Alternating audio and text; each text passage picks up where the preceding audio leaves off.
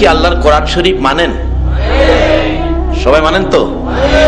আল্লাহ আপনাদের উদ্দেশ্যে ঘোষণা দিলেন, সকল প্রাণীর উদ্দেশ্যে, কুল্লু নাফসিন যায়িকাতুল মাউত, সকল প্রাণী একদিন মৃত্যুর কোলে ঢলে পড়বে। আচ্ছা, আমরা সকলের একদিন মরতে হবে, এই কথাটা কি রাইট?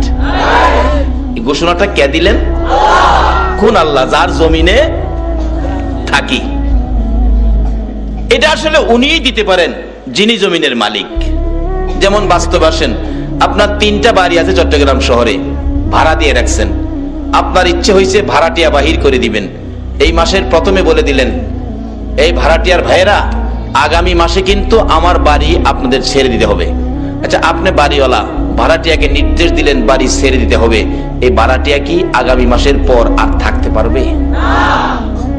আপনি বাড়ির মালিক, আপনি নির্দেশ দিয়েছেন 1 মাসের সময় দিলাম, আপনার 1 মাসের মধ্যে জায়গা জমিন দেখে, অন্য বাসা দেখে আগামী মাসে আমার বাসা ছেড়ে দিবেন।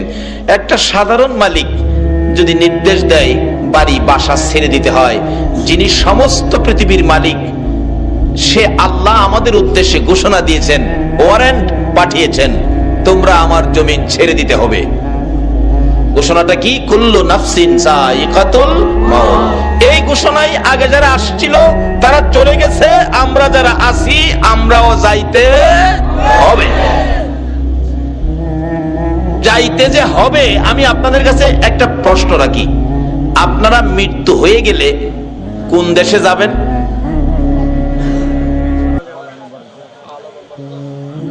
কবরে যাবেন না? আখেরাত তো এখন না, আখেরাত তো বহু দূরে। প্রথম কই যাবেন? সবাই বলুন, কই? আচ্ছা, কবরে যে যাবেন, কবরের অবস্থা কি জানেন?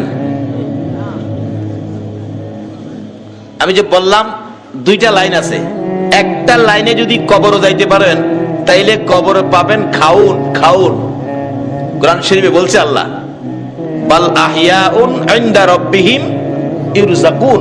আল্লাহু আকবার বলুন। একটা লাইনে কবরে গেলে পাইবেন খাউন, আর একটা লাইনে কবরে গেলে পাবেন আগুন।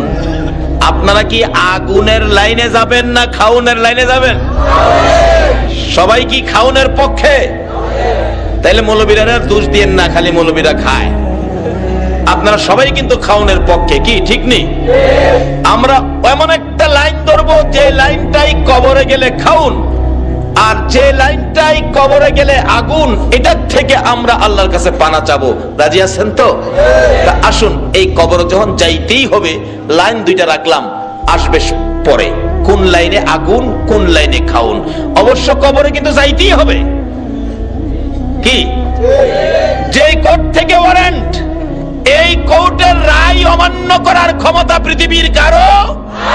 আমাদের তত্ত্বাবধায়ক সরকার পারবে অমান্য করতে?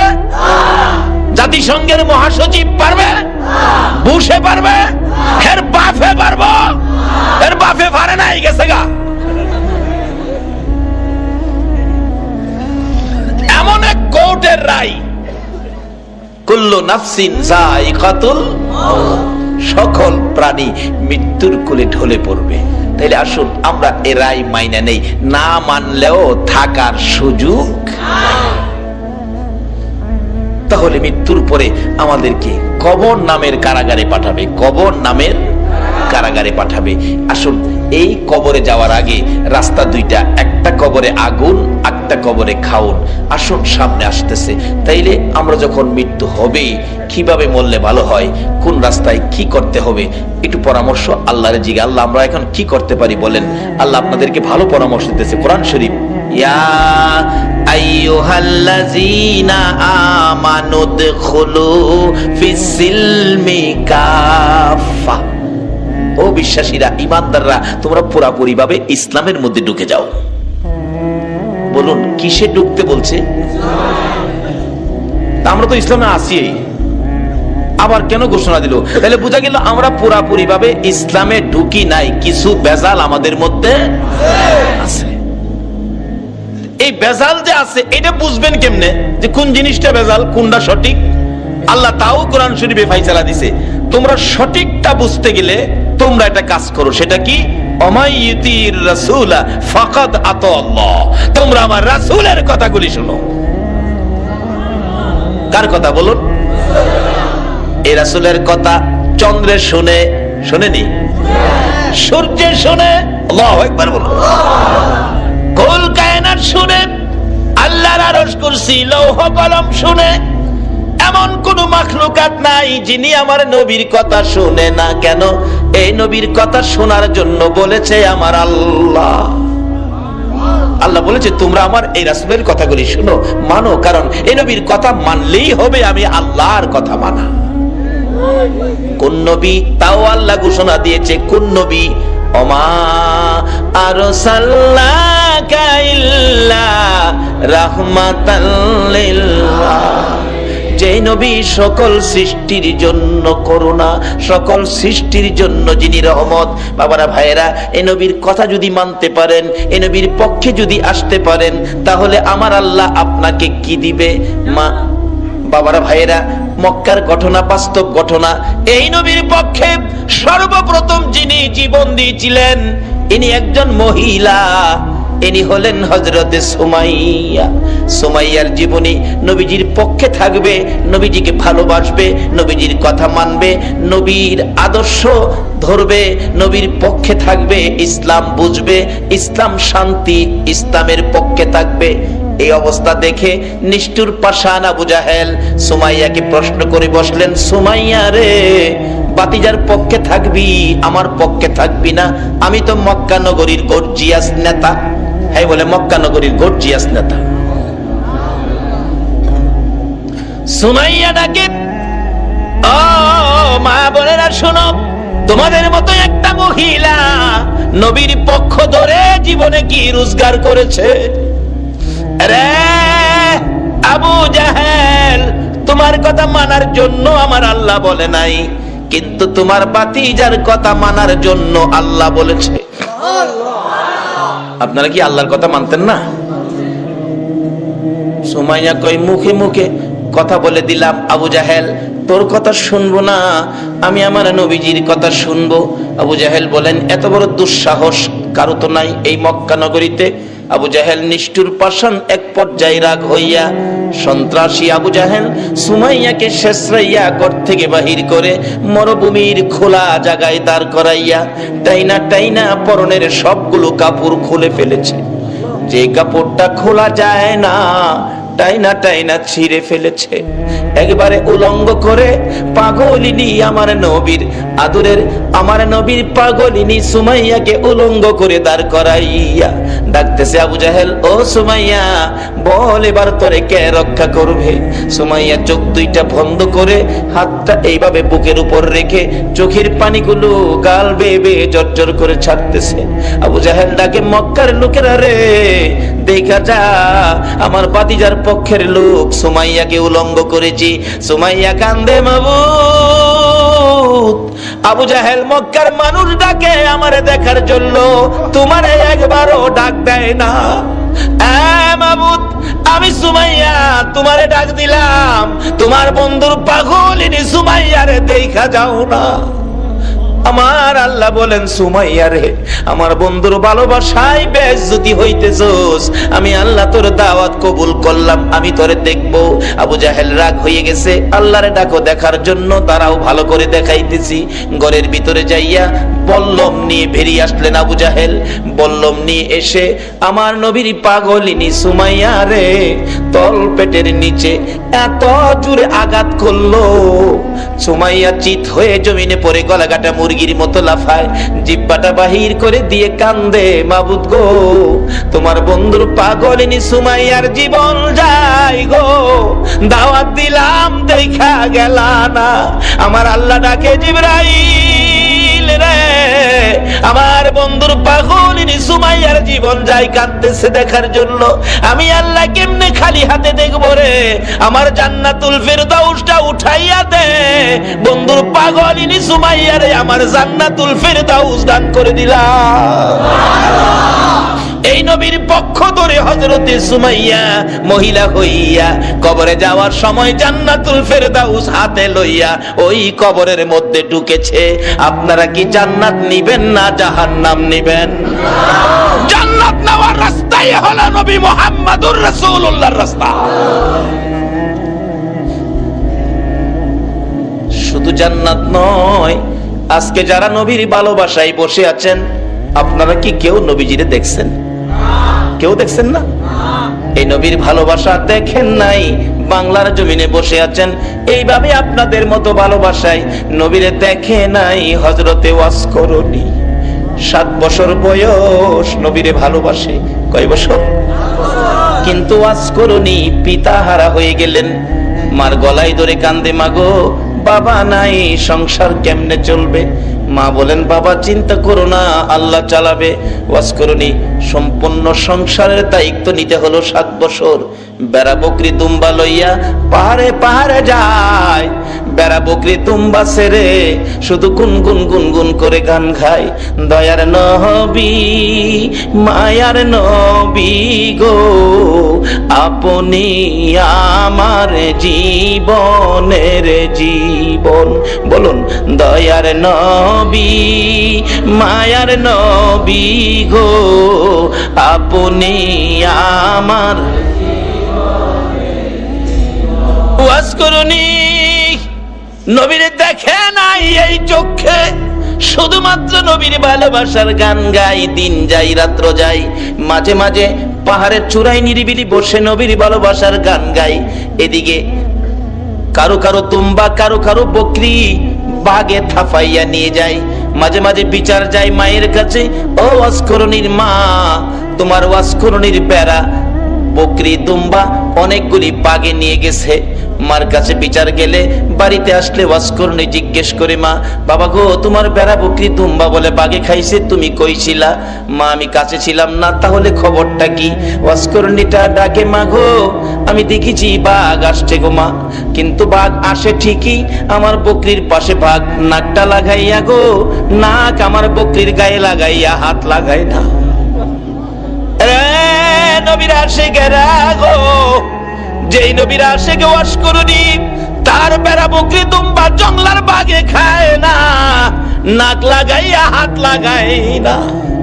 মা আমি দেখেছি ভাগ এসে আমার বকরি ছেড়ে দিয়ে অন্যের বকরি ধরে নিয়ে যায়।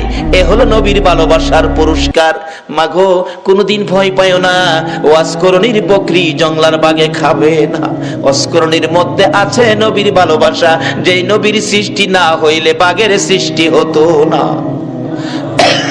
ওয়াসকরণী একদিন মাকে বললেন, মা আমাকে একটু অনুমতি দিবেন, আমি নবীর সাথে দেখা করে আসি। যাও বাবা, দেরি করো না, তাড়াতাড়ি আইসো। নবীজি বাড়ির সামনে চোখের পানি ছেড়ে ছেড়ে ডাকেন, আমার নবী আছেননি বাড়িতে? ও দয়ার নবী আছেননি বাড়িতে?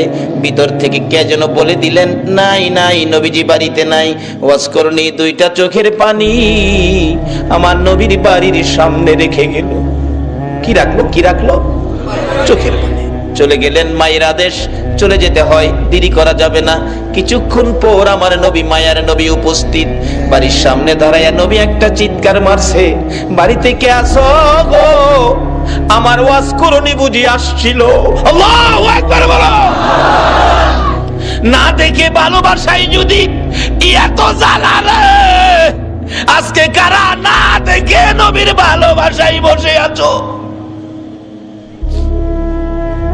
ওয়াসকরণীর মতো পাগল হইয়া কারা মাহফিলের আয়োজন করেছো? তোমাদের জীবন ধন্য হইয়া গেছে। হযরত ওয়াসকরণী চলে গেলেন, আমার নবী বাড়ির সামনে দাঁড়াইয়া চোখের পানি ছেড়ে দিলেন। তোরা কে, কোথায় রে? আমার ওয়াসকরণী আসছিল, তোরা বসতে দিলি না। লোকেরা বলেন, হুজুর কেমনে জানেন আসছিল? তোরা কথা জিজ্ঞাস না রে, আমার ওয়াসকরণীর চোখের পানির গন্ধ জমিনে পাওয়া যায়। যেই নবীর ভালোবাসার চোখের এক ফোঁটা পানির দাম আল্লাহর আরশের চাইতেও বেশি। যেই নবীর ভালোবাসার একটা ফোঁটা চোখের পানি যদি কারো জমিনে পড়ে, তার জন্য জাহান্নামের আগুন হারাম হয়ে যায়। ওয়াসকরণী আসছিল, তোরা বসতে দিলি না, আমার ওয়াসকরণী চলে গেল রে। ওয়াসকরণী আর কোনোদিন নবীর সাথে দেখা হয় নাই। যেদিন আমার নবী জগৎ ছেড়ে চলে যাবেন, মদিনার রওজা পাকে শুয়ে যাবেন, তার আগে আগে আবু বকর, ওমর সাহাবীরা জড়ো হয়ে তাদের একটা আলোচনা শুরু হয়ে গেল। আমার নবী দুনিয়ার থেকে বিদায় হলে নবীজির জুব্বা মুবারক নিশ্চয়ই আবু বকর পাবে। আবু বকর আমার নবীকে বড় ভালোবাসতেন। আরেকজন বলেন না, আবু বকর পাবে না, সম্ভবত মেয়ের জামাই হযরতে আলী রাদিয়াল্লাহু তাআলা আনহু পাবেন। আরেকজন বলেন না, উমর পাইতে পারেন। আরেকজন বলেন উসমান গনি বহু টাকা খরচ করেন, বহু দান করেন, নবীর ভালোবাসায় উসমান গনি পাবেন। এইভাবে আলোচনা শুরু হলে অনেকে মিলে আমার নবী উপস্থিত। কি নিয়ে তোমরা আলোচনা সমালোচনায় বসেছো? হুজুর ভাবতেছিলাম আপনার বিদায় পরে আপনার জুব্বা মুবারক ভাগি জানি কে হয়ে যায়। আমরা কেউ ভাবছি ওমর পাবে, কেউ ভাবছি আবু বকর পাবে, কেউ ভাবছে উসমান গনি পাবে, কেউ ভাবছে হযরত আলী পাবে। আমার নবী দুইটা চোখের পানি জর্জর করে ছেড়ে দিয়ে কান্দে, সাহাবীরা রে আমার জুব্বা মুবারক তোমরা কেউ পাবি না, আমার জুব্বা পাবে আমার ওয়াজ করনি রে। সাহাবীরা একজন আরেকজনের দিকে তাকাই, এটা আবার কোন শব্দ নবীজি ব্যবহার করলেন? ওয়াজ করনি নামে কোনোদিন কাউরে আমরা দেখি নাই। কে সেই ব্যক্তি? জীবনে কোনোদিন আসতে দেখি নাই, আমাদের সাথেও দেখা হয় নাই। এটা কেমন পাগল রে, জীবনে দেখা নাই, জুব্বা পেয়ে গেল। আমার ওয়াজ করনি যদি নবীর ভালোবাসায় জীবনে দেখা নাই, নবীর জুব্বা পেতে পারে। আমার মন বলে আজকে যারা মিলাদুন নবীর আয়োজন করে এই নবীর ভালোবাসায় বসে আছো গো, আপনাদের সঙ্গে আমার নবীর স্বপ্নের দিদার হয়ে যাবে। আল্লাহ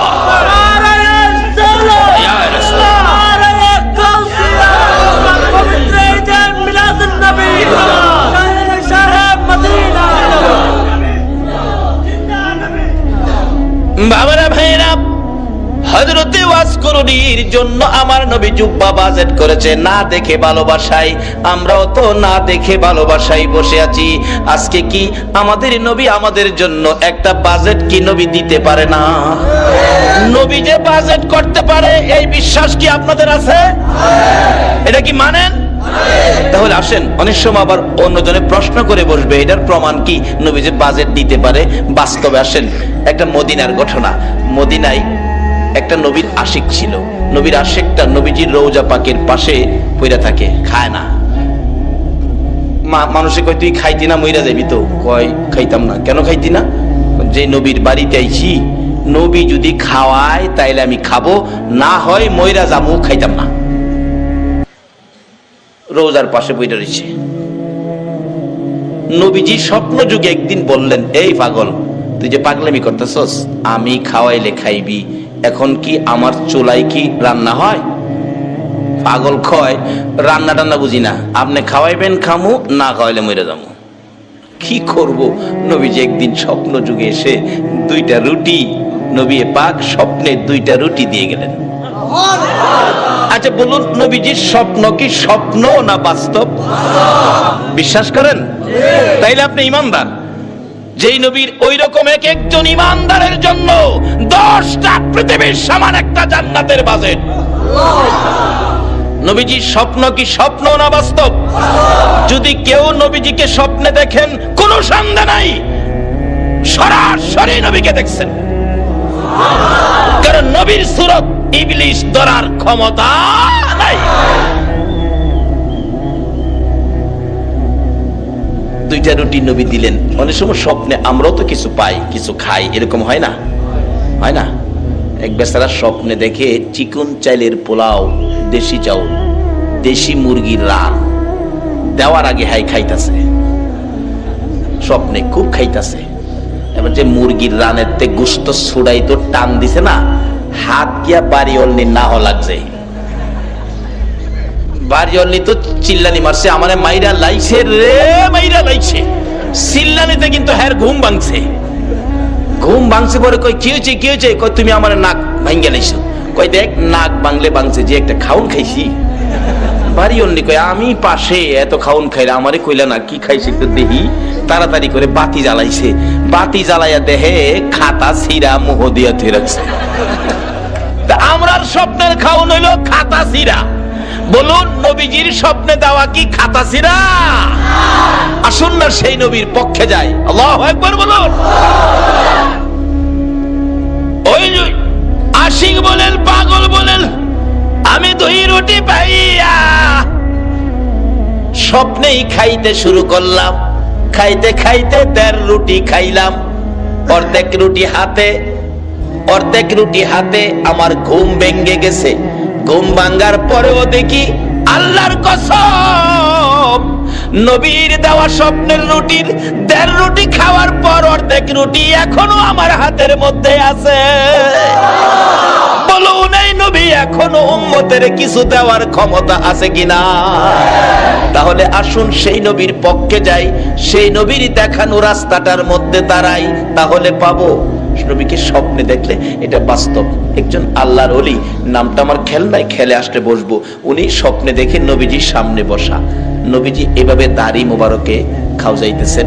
এমন সময় একখান দাড়ি মোবারক ভাঙ্গা জমিনে পড়ে গেছে। ওই আল্লাহর ওলি কই হাই হাই, নবীজির দাড়ি মোবারক জমিনে। তাড়াতাড়ি করে হাতে ধরে মুঠের মধ্যে নিয়ে আসছেন। ওনার ঘুম ভেঙে গেছে। দেখে ঘুম ভাঙার পরও হাতের মুঠ বন্ধ। মুঠ খুলে দেখে নবীজির দাড়ি মোবারক। ছিল স্বপ্ন, এখন বাস্তব। হাই হাই, নবীজির দাড়ি মোবারক কই রাখবো, কোথায় রাখবো? জায়গা, ভালো জায়গা কই আছে? এখন না পায়া মাথার টুপির মধ্যে দিয়া সিলাই করে মাথায় রাখে। ওই আল্লাহর ওলি বলেন, নবীজির দাড়ি মোবারক আমার মাথায় থাকার কারণে দিনের বেলা রৌদ্রের মধ্যে রাস্তায় বাহির হলে মেঘের টুকরা এসে আমার মাথার উপর ছায়া দিত। আজকে সে নবীর পক্ষে যতদিন মুসলমান না যাবে ততদিন পর্যন্ত বিপদ থেকে বাঁচতে পারবে না।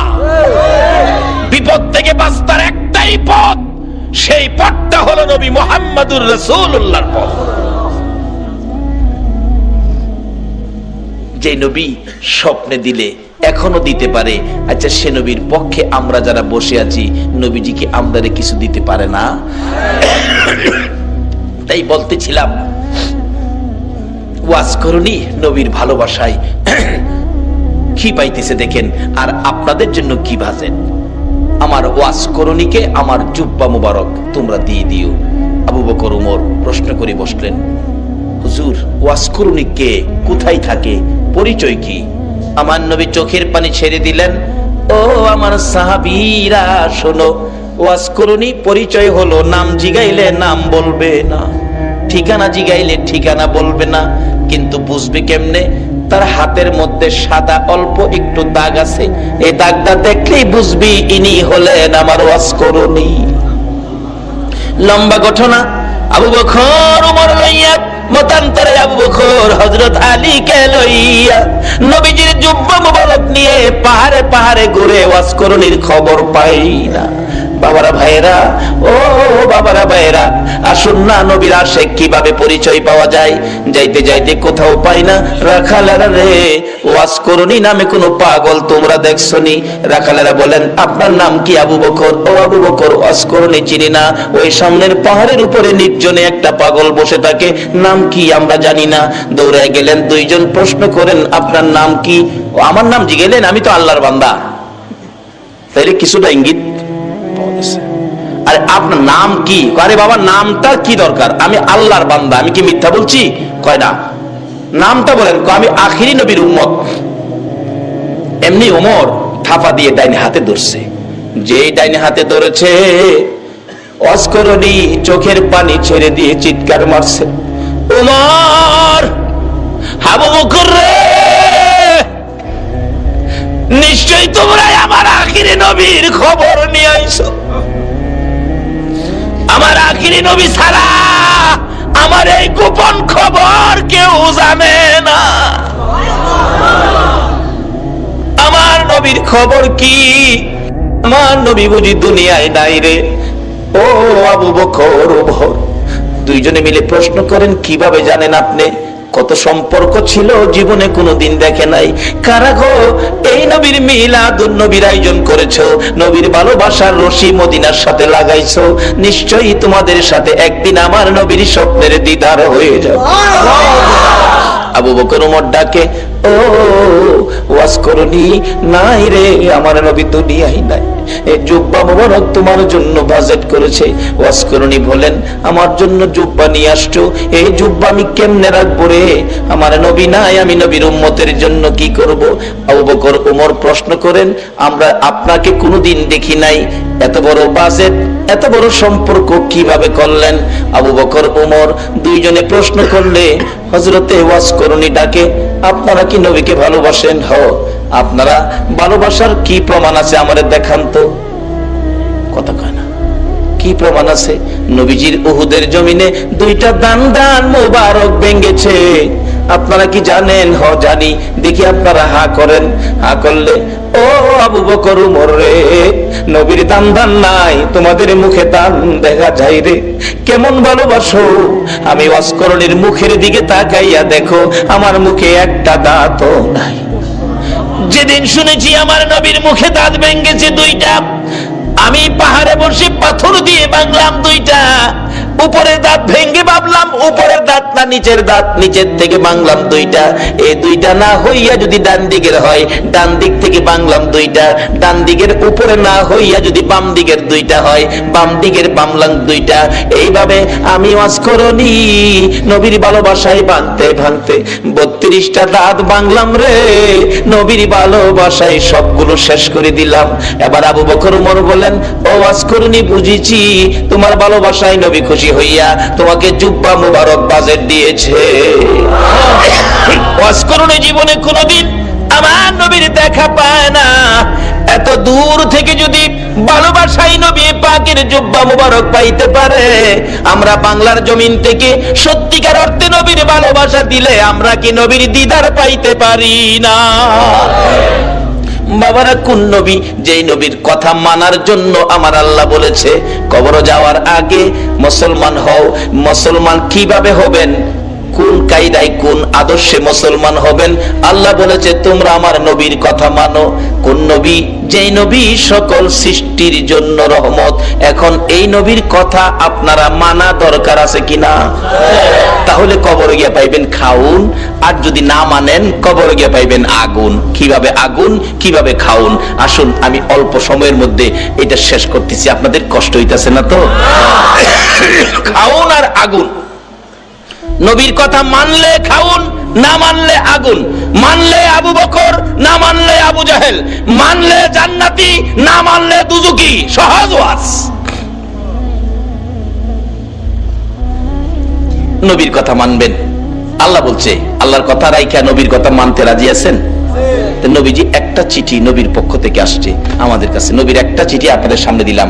প্রথম চিঠিটা হলো কাফা বিল মাউতি ওয়াইজান। রাসূল বলছে একটা ওয়াজ যথেষ্ট, তুমি তোমার মৃত্যুর কথাটা স্মরণ করো। আচ্ছা, আমরা যে মরতে হবে এই কথাটা কি রাইট? আল্লাহ তো বলছে, নবীও বলতেছে। আচ্ছা, মরার পরে যে কবরে যাবেন, কবরের জন্য কি কোনো রোজগার করছেন? বাড়ি গাড়ি কত কিছু করলেন, এগুলি যে রোজগার করে বাড়ি টাড়ি করলেন, কবরে যে যাবেন কবর রোজগার কি লইছেন?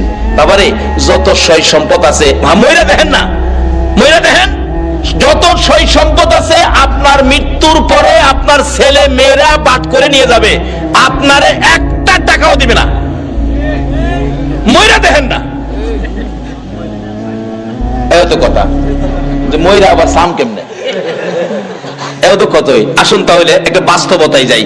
এক বেচারা মইরা দেখছি, এক বেচারা শুনছে কবরে গেলে আযাব হইব। হ্যাঁ, কই একদিন মইরা দেই কবরে গিয়া, জীবিত বেড়া কবরে গেছে, নিজেই কবর কইরা রাত্রে কবরের উপরে দিয়ে ছানি দিয়া ভিতরে বই রইছে, কি আযাব হই দেখতো। ওয়ারেন্টের আসামি ধরতে পুলিশ যাইতেছিল, দারগা সাহেব যাইতেছে, দুই পুলিশ লিয়া এই যে রাস্তার কিনারে ফাও গেছে গা এই হের কবরের ভিতরে গেছে, পরে এমনি আন্দাটা ধরছে। পুলিশ ডাকতেছে, স্যার স্যার বিপদ দি, কিছে? টর্চ লাইট লই আইন। টর্চ দেখে বাঙ্গা কবর ফাও গেছে, দেখে ভিতরে এক বেটা বসা। হেরে মাথার চুলো ধরে টেইন্ডা শেষরায় তুলছে। কিরে কি? স্যার কবরে বলে আযাব হইব। মৌলবীরা কয় এর লেগে কবরে বসলাম, দেখলাম কি আযাব হয়। কই আযাব নাই তো, খালি পুলিশে ভাড়া মারে।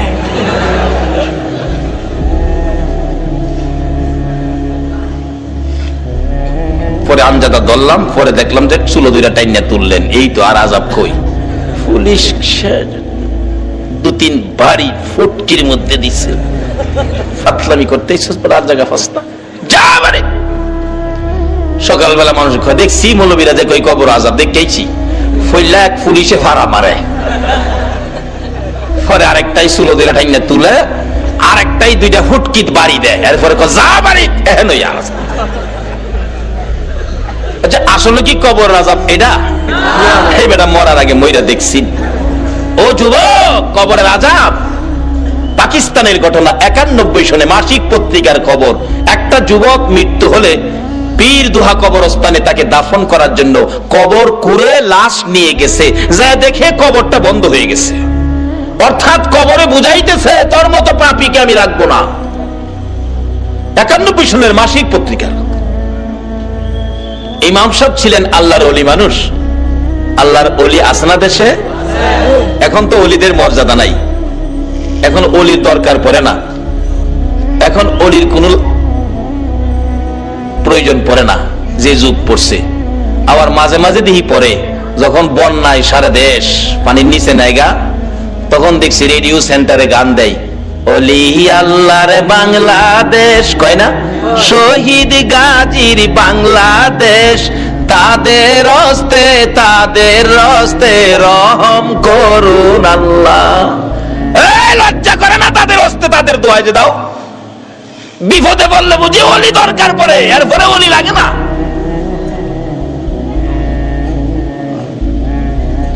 মুসলমানদের 3টে শক্তি, একটা হলো তাওহীদ, আর একটা হলো রিসালাত, আর একটা হলো বেলায়াত। বেলায়াতের শক্তির হাতগুলি কত পাওয়ার, এই হাতগুলি কেন বন্ধ করা হলো? এই জন্যই বাংলার মুসলমান বিপদে পড়ল। তার আগে নবীর চিঠি হাতে নেন, নবীর চিঠি, আর দুনিয়া ও মাজরাতুল আখিরা। বাবারে যুবক, দুনিয়ায় বন্ধুর চিঠি পাইলে 3 বার করে পড়ো বন্ধুর চিঠি। বান্ধবীর চিঠি পাইলে দরজা বন্ধ করে পড়ো। ওই নবীর চিঠি পড়ো যেই নবী 63 বছর জিন্দেগি উম্মতি উম্মতি বলে কাঁদছে, এখনো সোনার মদিনায় শুইয়া শুইয়া আমার নবী 24 ঘন্টা উম্মতি উম্মতি বলে কান্দে। বলুন, এই নবীর পক্ষে থাকা আমাদের দরকার আছে কিনা? বাবারা ভাইয়েরা, এই নবীর চিঠির মর্যাদা যদি দিতে পারেন ভাগ্য ভালো হয়ে যাবে। চিঠির মর্যাদা দিয়েছেন ওমরের জীবনী খুলুন, হযরত ওমর। নবীর চিঠি নয়, নবীর আদরের নাতি ইমাম হুসাইন রাদিয়াল্লাহু তাআলা আনহুর চিঠির মর্যাদা দিয়ে ওমরের জীবন তো ধন্য হয়ে গেল। হুসাইনের চিঠির মর্যাদা দিয়ে যদি ওমরের জীবন ধন্য হয়, নবীর চিঠির মর্যাদা দিলে বলুন আমাদের জীবন ধন্য হবে কিনা? ওমর নবীর চিঠি নয়, আদরের নাতি হুসাইনের চিঠির মর্যাদা কিভাবে দিয়েছেন? হুসাইন, ওমর যখন মদিনার রাষ্ট্রপতি, হুসাইন এবং ওমরের ছেলে আব্দুল্লাহ 2 জন খেলাধুলা করতে যাইয়া এক পর্যায়ে হুসাইন বলে ফেললেন ওমরের ছেলেরে, গোলামের বাচ্চা গোলাম। আব্দুল্লাহ কয়, হুসাইন আমারে গোলামের বাচ্চা গোলাম কইছেন? হ্যাঁ, বুঝেন আমার বাবা রাষ্ট্রপতি। বাগেরে থাপ্পড় দেয়, চিনেন না আমার বাবারে? বাড়িতে গিয়ে কয়, আব্বা ওমর কি? হুসাইন আমারে কয়, আমি বলে গোলামের বাচ্চা গোলাম, আপনি বলে বড় গোলাম, আমি বলে বাচ্চা গোলাম। ওমর হাসে, কয় আব্বা আপনি হাসেন, বিচারটা করতে হবে। ওমর ডাকে, ও আব্দুল্লাহ, যার বিরুদ্ধে বিচার দিয়েছো তার বিচার করার ক্ষমতা আমার নাই। আব্দুল্লাহ, যেই নবী সেজদায় গেলে হুসাইন নবীর ঘাড় মোবারকে বসে থাকে, হুসাইন গার মুবারকে বসে থাকলে আমার নবী নামাজের তাসবিহ 5 বার 7 বার 9 বার 11 বার হুসাইন নামে না। নবী চাইলেন নামাইতে, কেন?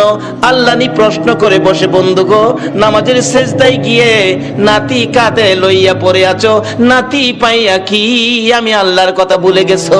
চাইছিলেন গার থেকে নামাবেন, এমনি সময় আমার আল্লাহ বলেন, জিবরাইল রে আমার বন্ধুর কানে খবর দে, হুসাইন আমার বন্ধুর ঘাড়ে বসা আছে, আমি আল্লাহর কাছে বড় ভালো লাগে, যতক্ষণ পর্যন্ত হুসাইন ইচ্ছা করে না নামবে রে, ততক্ষণ পর্যন্ত যেন আমার বন্ধু সেজদায় পড়ে থাকে। এই হুসাইনের বিচার করার ক্ষমতা আমি উমরের নাই। না বাবা, বিচার করতে হবে, যাও জুমার দিন বিচার হবে মসজিদে নববীতে। ওমর রাষ্ট্রপতি মিম্বরে উঠে ঘোষণা